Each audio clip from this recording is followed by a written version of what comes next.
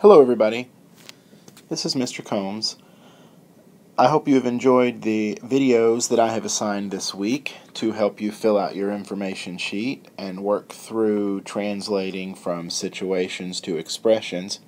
Couldn't really find a video that I liked dealing with translating to an equation, so I thought I'd make my own. So I'm here to talk to you about translating to an equation.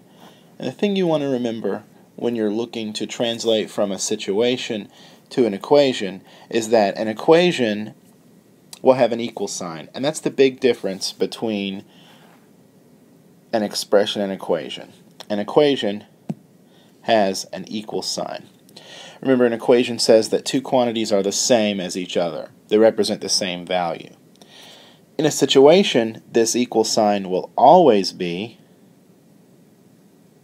represented by the word is. So anytime you see is, you know that means you're translating to an equation and the equal sign will represent the word is. Let's look at an example. The sum of 9 and the number of cats is 15. So when I approach these problems, the first thing I'm going to do is I'm going to look for the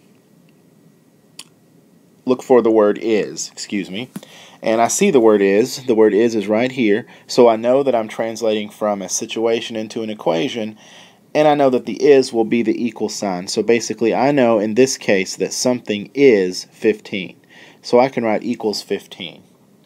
Now what I need to do is translate the other side of the word is into the other side of my equation. So the first thing I need to look for is the quantity that is unknown. So in this situation, the sum of 9 and the number of cats, I don't know how many cats there are. The number of cats is what's unknown. So I'm going to let that be my variable. And since we're dealing with the number of cats, I might let the variable be C. Alright, so now I need to represent the rest of the situation. I have the sum of 9 and the number of cats.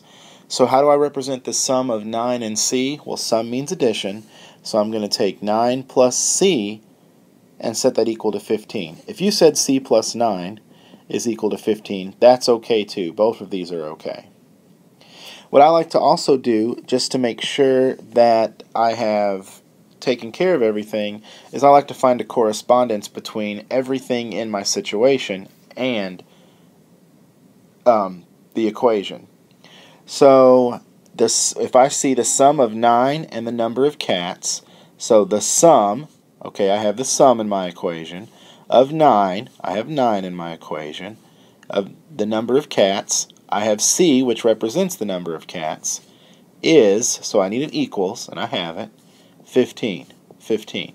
So I've taken care of everything. Everything in my situation is represented in my equation, and I'm finished. Let's take a look at another example. Here I have 1/4 of a number is 11. So in this case, I'm going to look for is. I see is right here. So I know that I'm going to have an equal. This is going to be an equation. And I know that something is 11, so something equals 11. Now I look for my variable. What is it that I don't know? Well, I don't know what this number is, so I might let n equal my variable. So n represents a number. And now I have 1/4 of a number. How do I represent 1/4? Well, I know how to represent 1/4. It's 1 over 4, and of always means multiplication.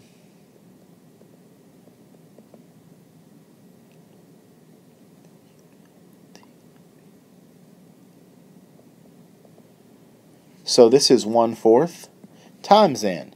And you could represent this as 1/4 times n with a dot equals 11, 1/4 times n equals 11, or you could even say 1/4 parentheses n equals 11. There are several ways you can represent it, but I think that the good old-fashioned just representing 1/4 and n together without an operation symbol is okay. It's my favorite way, so that's how I represented it. Again, you can make a correspondence, or you can draw a correspondence between every thing in the situation and the equation. So I have 1/4 of times. I don't have an operation symbol, but I know that when I set a variable next to a number, that is a that represents multiplication. Excuse me. A number. I've got a number n is. I've got is and 11. I've got 11. So I've taken care of everything. So 1/4 n equals 11. These next two examples are a little more involved. In this case, I have the larger of two numbers is 3 more than 8 times the smaller. Their sum is 42. So this one's a little more work. And I want to focus here because I have two things that I don't know on representing the variables first. So I have a larger number that I need to worry about, and I have a smaller number.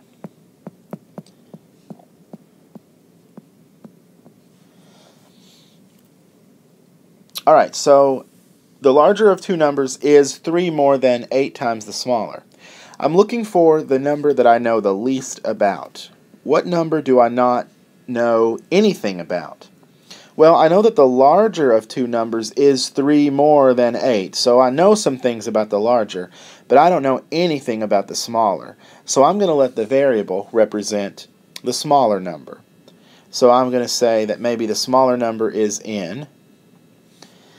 And then I can write or represent the larger number in terms of the smaller number.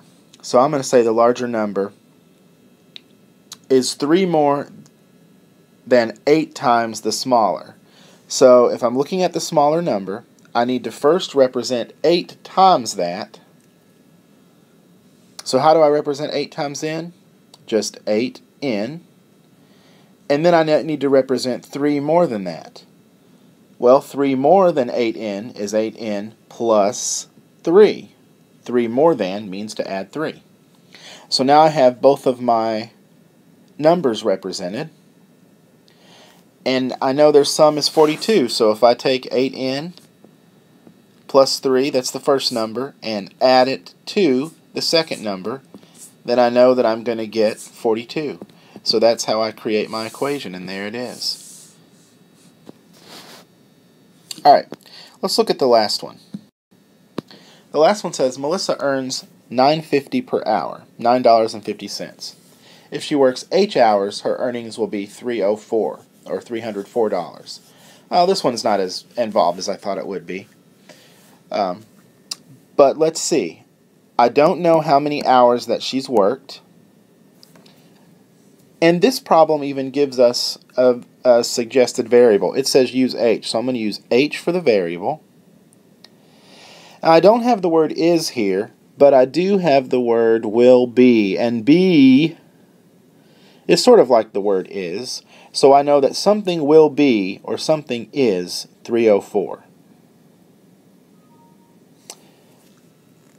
So if she works H hours and she gets $9.50 per hour, per is another one of those words that mean multiplication.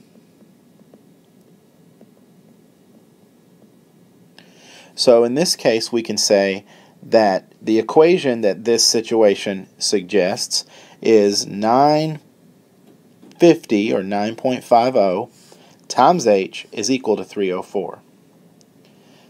Do you agree that if she works H hours and at 950 per hour, that if I multiply the number of hours she works by the amount she earns each hour, I'll get the total amount that she's earned?